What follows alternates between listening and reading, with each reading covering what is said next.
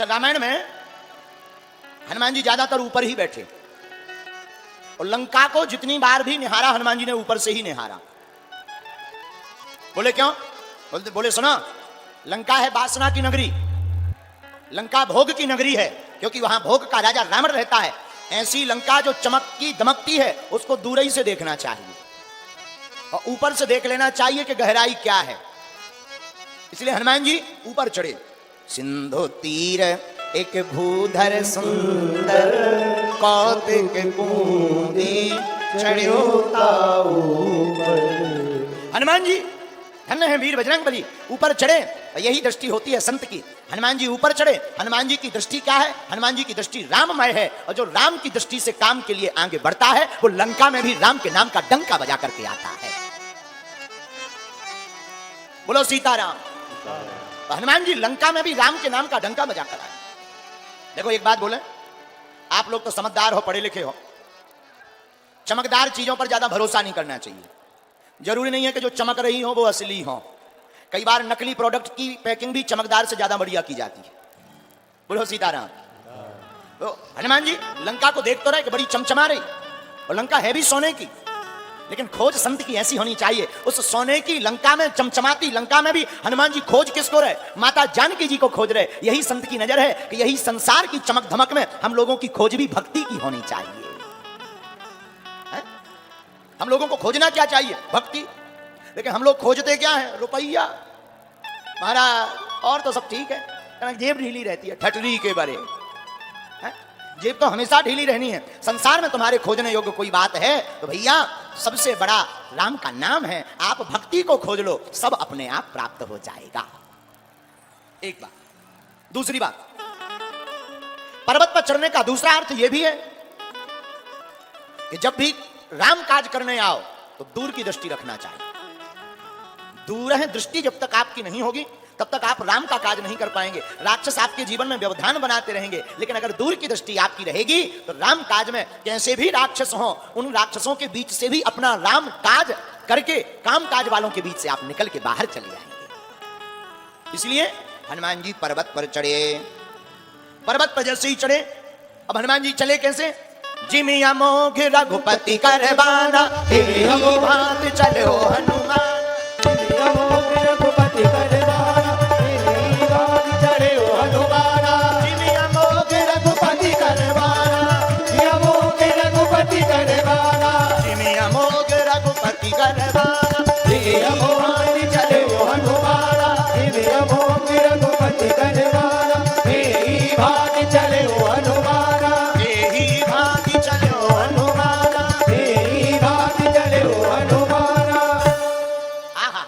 श्री हनुमान जी महाराज बाण की भांति लंका गए। देखो बाण की भांति गोस्वामी जी क्यों लिख रहे हैं? बाण अपने मन से नहीं चलता है। बाण को जब कोई खींचता है तब बाण चलता है। उसी प्रकार हनुमान जी चल रहे हैं। हनुमान जी बोले हम नहीं चल रहे। बोले फिर? बोले कोई हमको खींचकर चला रहा। बोले चला कौन रहा? बोले रघुनाथ जी हमको चला रहे, इसलिए हम बाण की भांति चल रहे हैं। इसलिए गोस्वामी जी ने कहा जिमिया मोघ रघुपति करबाना, एही भांति चलो हनुमान। आए ही भांति चलो हनुमान। हनुमान जी और आगे बढ़े। हनुमान जी को आगे व्यवधान बहुत मिले। सुनिए, अच्छा काम करोगे व्यवधान बहुत मिलेंगे, लेकिन व्यवधान में व्यक्ति फंसता कब है? जब व्यवधान का सामना करता है और व्यवधान पर भरोसा करता है तो फंसता है। हमारे गुरुजी कहते थे, पूज्यपाद श्री दादा गुरुजी, तो सुनो बेटा, राम का काज करें तो लोग क्या बोल रहे हैं इसमें मत पढ़ो, शास्त्र क्या कह रहे हैं इसमें पढ़ना चाहिए। तो आप बाहर निकल आओ।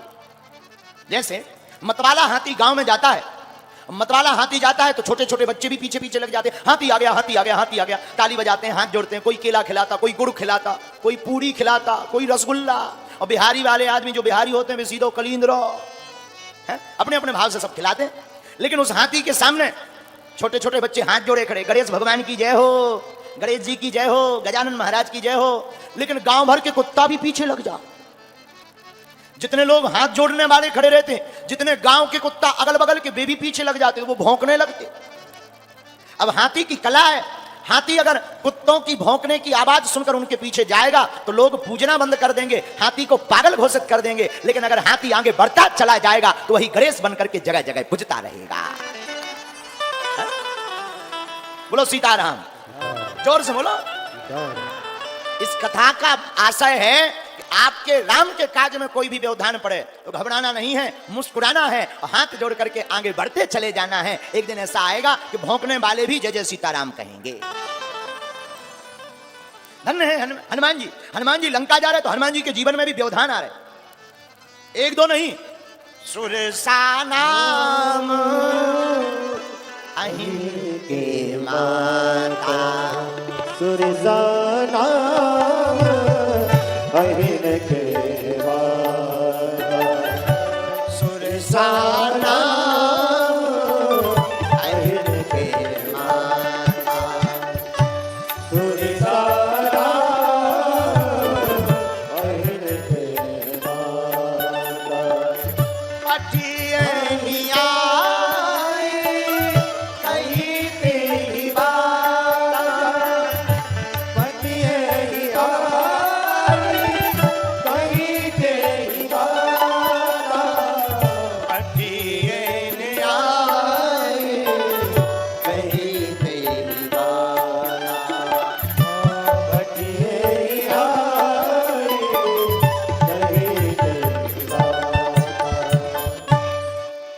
सुरसा नाम की देवी हनुमान जी के पीछे पड़ गई। हनुमान जी से बोली महाराज हम आपको जाने नहीं देंगे। हनुमान जी बोले क्यों? बोले हमको देवताओं ने तुम्हें भोजन करने के लिए भेजा है कि तुम्हारा नाश्ता बना के खा जाए। हनुमान जी हंस पड़े, बोले माता आप हमको खा लेती, हम हाँ भी कह देते, लेकिन क्या बताएं बस एक कारण है। तो माता ने कहा क्या कारण है? बोले राम जी का काज रह गया, एक कृपा कर दो कि हमें पहले राम जी का काज कर लेने दो, बाद में भले ही खा लेना, हमें कोई चिंता नहीं है। देखो मानो हनुमान जी कहना चाहते हो अगर हम अपने काज के लिए आए तो काल हमें खा जाएगा बहुत जल्दी, लेकिन अगर राम का काज करने आएंगे तो काल खाएगा तो, पर काल के मुख से बचने के उपाय भी काल ही बता जाएगा। लेकिन सुरसा नाम की देवी जी हनुमान जी की बुद्धि का भाव जानना चाहती कि कितने बुद्धिमान है, और हनुमान जी कितने बुद्धिमान है? बुद्धिमताम वरिष्ठम। हनुमान जी बुद्धियों में सबसे श्रेष्ठ है। एक बात और, जीवन में एक सिद्धांत और बनाए रखना आप लोग, जीवन हमारा रेलगाड़ी की तरह है। इसमें जब तक डीजल है तब तक ये रेलगाड़ी चल रही, जहां डीजल खत्म सो रेलगाड़ी बंद। सीताराम। ऐसे ही हमारा जीवन है कि जब तक इसमें श्वासों का डीजल है तब तक हमारी रेल चलती रहेगी, और जब श्वासें खत्म हो जाएंगी तो हम परमात्मा के चरणों में विलय हो जाएंगे। इसलिए काम करो कि जब तक इस तन में श्वास है तब तक राम का भजन करो। हनुमान जी कहते देखो हनुमान जी का चरित्र यही सिखाता है, आप चाहे जहां जाओ, सामना चाहे जैसे भी हो, व्यवधान आते रहेंगे, लेकिन सुरसा नाम की माता के ऊपर भी हनुमान जी अपनी बुद्धि का अद्भुत प्रयोग करते हैं। क्या? जस जस सुरसा बदन बढ़ावा, काश दूर कपि रूप दिखावा, काश दूर कभी रूप दिखावा। सुरसा नाम की माता हनुमान जी को खाने के लिए मुंह बढ़ाती, जैसे ही मुंह बढ़ाती तो हनुमान जी शरीर का आकार बढ़ाते, लो खाओ। अच्छा मुंह छोटा हो, रसगुल्ला बड़ा हो तो कई लोगों को बड़ी हैरानी हो जाती है। हम कई लोगों को देखते हैं जैसे पानी की फुल्की नहीं होती, कई लोगों का मुंह ही नहीं खुलता। अब पानी की फुल्की खाना तो चाह रहे तो बेचारे पीस के खाते हैं। बोलो सीताराम, जोर से कहो। तो यही सुरसा माता के सामने है कि मुंह तो छोटा है, हनुमान जी का रूप बड़ा है। तो सुरसा माता ने फिर क्या किया? सत्य जो जनत ही आनंद की अति लघु रूप पवन सुत दीना, अति लघु रूप पवन सुत दीना। माता सुरसा ने 100 योजन का मुख फैला लिया। अब नहीं बच पाओगे हनुमान जी। हनुमान जी ने सोचा, हे भगवान, इतना बड़ा मुख इन्होंने 100 योजन का बनाया, तो हमें 200 योजन का बनाना पड़ेगा। तो अगर हम 200 योजन का मुख बनाएंगे तो नाक राम जी के पास चली जाएगी, कान जानकी माता के पास। हनुमान जी बोले, करें क्या? बोले, अब रूप नहीं बढ़ाना। तो हनुमान जी ने तुरंत बुद्धि का प्रयोग करके क्या किया? अति लघु रूप पवन सुत लीना, अति लघु रूप। हनुमान जी ने छोटा रूप धारण कर लिया। छोटा रूप धारण किया और हनुमान जी सुरसा के मुख में गए और दुनिया की पहली एंडोस्कोपी हनुमान जी ने शुरू करवाई। हनुमान जी सुरसा के मुख में गए, पेट में प्रवेश करे, देखने लगे सुरसा को लीवर ठीक है क्या खराब है, फेफड़ा पंप बढ़िया चल रहा, श्वास में दिक्कत तो नहीं है, किडनी काम कर रही, क्रिएटिनिन तो नहीं बढ़ गया है। हनुमान जी ने पूरी जांच की और बाहर निकल आए। माता, आपने कहा था हमें खाना है, हम मुंह में चले भी गए और निकल भी आए, आपका भी वचन पूरा हो गया, हमारा भी वचन पूरा हो गया। यही हनुमान जी की कृपा है। लेकिन लोगों, इस कथा से आशय क्या है? इस लीला से हनुमान जी बहुत अच्छी बात समझाना चाहते। तुम्हारी जिंदगी में संकट जब सुरसा जैसे बड़े आ जाएं, विपत्ति, संकट, शत्रु सुरसा के समान बड़े आ जाएं, तब उनका सामना नहीं करना चाहिए। हनुमान जी बोले, क्या करना चाहिए? अति लघु रूप पवन सुत लीना। ऐसे बड़े संकट के सामने छोटे बनकर खड़े हो जाओ। ये बड़े संकट तूफान है, हवा के झोंका है, आएंगे और चले जाएंगे, लेकिन हम हाथ जोड़े खड़े रहेंगे तो हम ज्यों के त्यों बने रहेंगे। इसीलिए हनुमान जी अति लघु रूप पवन सुत लीना, अति लघु रूप पवन सुत लीना। सीताराम सीताराम सीताराम सीताराम सीताराम। सीताराम सीताराम सीताराम। एक बात और, रावण ने माता जानकी का हरण किया। किसी ने रावण से पूछा, क्या तुम्हें पता नहीं माता जानकी कौन है? रावण बोला, पता है। राम जी का पता? रावण बोला, है, कौन है? रावण कहता है कि हमें पता है, ये साक्षात भगवान। और रावण कोई साधारण नहीं, वो भी विद्वान है। रावण तो तभी राम जी को पहचान गया था जब खरदूषण का वध राम जी ने किया था। रावण ने विचार कर लिया, खरदूषण मौसम बलवंता, इन्हीं कुमारे बिनु भगवंता। खरदूषण हमारे समान बलवान है, इन्हें भगवान के अलावा कौन मार सकता है? लगता है इस पृथ्वी पर भूखा भार हरण करने के लिए परमात्मा प्रकट हो गए हैं। रावण ने सोचा कि हमें भी अपना उद्धार करवाना है। क्या करें? राम जी हमारी लंका कैसे आएंगे?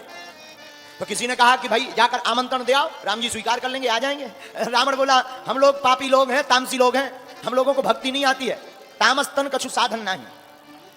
तो रावण बोला, हम बुलाना चाहते हैं। बोले, क्यों? उद्धार करवाना चाहते हैं अपना। तो किसी ने कहा कि तुम अगर उद्धार ही करवाना चाहते हो तो राम जी को क्यों बुला रहे? वहीं चले जाओ सामने, कुछ नाटक करो, राम जी बाण मारेंगे, मर जाओगे, उद्धार हो जाएगा। रावण बोला, नहीं, हमारा तो उद्धार हो जाएगा, लेकिन हमारे परिवार का क्या होगा? रावण कहते हैं कि हमें अपने साथ अपने परिवार का भी उद्धार करवाना है। तो क्या उपाय है? रावण विद्वान है। रावण ने सोचा भगवान तभी आएंगे जब भक्ति यहां पर आएगी। तो रावण ने सबसे पहले भक्ति रूपी माता जानकी का हरण किया और अपनी लंका में बैठा लिया। और जहां भक्ति होती फिर भक्त को नहीं भगना पड़ता, भगवान दौड़े दौड़े उस नगर में चले आते हैं। जहां भक्ति होती वहां भगवान दौड़े चले आते हैं। बोलो सीताराम, बोलो वृंदावन बिहारी लाल की जय हो। धन्य है रावण। रावण ने भक्ति को पकड़ा, भक्ति के पकड़ने से भगवान मिल गए। और हम लोगों को तो भगवान ही बचा है। हम लोगों की बुद्धि उल्टी चलती है। हम लोग भगवान की पूजा भी करते हैं तो लालच बस। 100 ग्राम दूध चढ़ाएंगे, 1 करोड़ का खर्रा हनुमान जी को पकड़ा दें। कई लोग शंकर जी पे दूध चढ़ाते हैं, ओम नमः शिवाय, ओम नमः शिवाय, ओम नमः शिवाय, ओम नमः शिवाय। हे शंकर जी, हमारी बिटिया को ब्याह हो जाए, ओम नमः शिवाय, ओम नमः शिवाय, ओम नमः शिवाय। दुकान लिप जाए, मकान बन जाए, गाड़ी लिप जाए। बताओ, तुमने 6 रुपया का दूध नहीं चढ़ाया, 1.5 करोड़ का पर्चा पकड़ा दिया। बताओ, भगवान पागल है क्या? कई लोग ऐसे भी होते हैं। लेकिन कुछ लोग जाहि विधि राखे राम ताहि विधि रही। हाँ, हमसे एक संत कह रहे थे, महाराज जी मंदिर में क्या मांगना चाहिए? हमने कहा मंदिर में मांगना कुछ नहीं चाहिए, देने वाले को ही मांग लेना चाहिए। है क्या मांगना चाहिए? मंदिर में मांगने योग्य कुछ है भी नहीं। क्या मांगना चाहिए? देने वाले को मांग लो, राम जी को अपना बना लो, हनुमान जी को अपना बना लो, तो सब कुछ अपना ही हो जाएगा। इसलिए जाहि भी दे राखे सीताराम सीताराम। हनुमान जी आगे बढ़े। लंका भी आज सुंदर लग रही। हनुमान जी ने लंका को देखा, गिरी पर चढ़ी, गिरी पर चढ़ी, लंका तहीं देखी, लंका तहीं देखी। हनुमान जी महाराज ने लंका को देखा। लंका है कैसी? बोले सुंदर है। अच्छा, हनुमान जी को लंका सुंदर क्यों नजर आई? लंका सुंदर थी नहीं, लेकिन माता जानकी के जी के जाने से वो लंका भी सुंदर हो गई। मतलब जीवन में भक्ति आने से बिगड़ा हुआ जीवन भी सुंदर हो जाता है। गिरे पर चढ़ी लंका कहीं देखी, गिर पर चढ़ी लंका नहीं देखी, कहीं न जा अति दुर्ग विशेष, कहीं न जाए अति दुर्ग विशेष। लंका को दूर से देखा, पुर रखवारे देख बहू, कपि मन की विचार। हनुमान जी मन में विचार करते हैं, लंका है, निशाचरों का निवास है, लेकिन अब जाएं कैसे लंका में? तो लंका में जाने के लिए हनुमान जी की युक्ति बहुत अच्छी है, और हम लोगों को सीखना चाहिए कि संसार सागर में जब भी कभी वासना की या भोग की नगरी को देखो तो क्या करना चाहिए, जरा सुनो। बोलो सीताराम। मसको समान रूप कपिधरी, मसक समान रूप कपिधरी, लंका चले सुमर नर हरि, लंका चले सुमर नर हरि। हनुमान जी ने विचार किया लंका जाएंगे तो मसक समान। अच्छा, मसक माने होता है मच्छर। मच्छर नहीं हनुमान जी बने, मच्छर जैसे बने। कई लोग कह देते कि हनुमान जी मच्छर बने।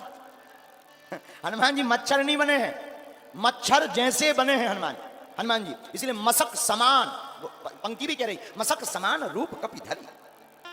बोलो सीताराम, जोर से बोलो। लेकिन एक बात बोले, कहो बोलो, क्या तो बोलो। मच्छर दिखने में जरूर छोटा होता है पर बिस्तर पर डाल देता है। मच्छर दिखने में छोटा जरूर होता है लेकिन बिस्तर पर गिरा देता है और नाम मलेरिया हो जाता है, रोग मलेरिया हो। अच्छा सुनो, मच्छर भी दो प्रकार के होते हैं। कितने प्रकार के? बोलो कौन कौन, पूछो। मच्छर दो प्रकार के होते हैं, एक दबंग मच्छर, एक डरपोक मच्छर। कौन कौन? एक दबंग मच्छर, एक डरपोक। दबंग कौन है? डरपोक मच्छर होता है आकर के काट के भग जाता है, आएगा काटेगा भग जाएगा, वो है डरपोक मच्छर। एक होता है दबंग मच्छर, कान में पहले आके गीत गुनगुनाता है कि हम आ गए, तुम्हारे बाप में दम होता बच जाओ। दबंग मच्छर पहले कान में गीत सुनाता है, हुन हुन हुन, हम आ गए, अब तुम्हारे बाप में दम होता बच जाओ, हमें बाद में काट करके भग जाता है। ये दो प्रकार के मच्छर होते हैं, एक दबंग एक डरपोक। तो हनुमान जी मच्छर नहीं बने, मच्छर जैसे बने। और कौन से मच्छर? हनुमान जी दबंग मच्छर बने कि लंका में जाकर अपनी पूंछ से रावण की मूंछ को उखाड़ दिया है। बोलो जय सिया राम, जय सिया राम।